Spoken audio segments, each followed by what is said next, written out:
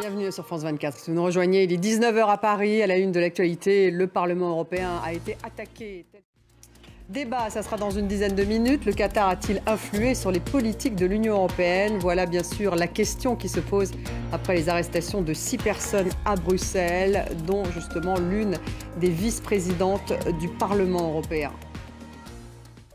Le Parlement européen a été attaqué, c'est ce qu'a lancé la présidente du Parlement européen, justement, qui lance maintenant une enquête interne. Des sacs remplis de billets, une vice-présidente du Parlement européen écrouée, Eva Kaili, élue socialiste grecque, et en toile de fond, le Qatar.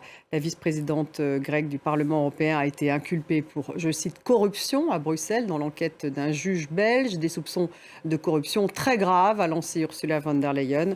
On va écouter tout de suite Roberta Metsola, la présidente du Parlement européen.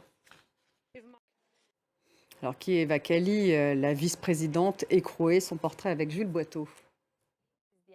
Et puis cet accord politique des ministres des Affaires étrangères de l'Union européenne réunis à Bruxelles.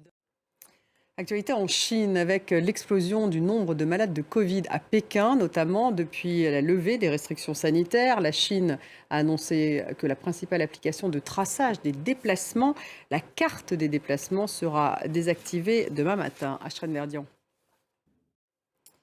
Sport, c'est donc une demi-finale pour l'histoire qui aura lieu mercredi soir au Qatar. La France face à l'équipe du Maroc pour une place en finale. Emmanuel Macron fera le déplacement. Dans les deux camps, bien sûr, les supporters s'y préparent. Reportage Marc de Chalvron, Emmanuel Lagarde, Émilie Sicarol.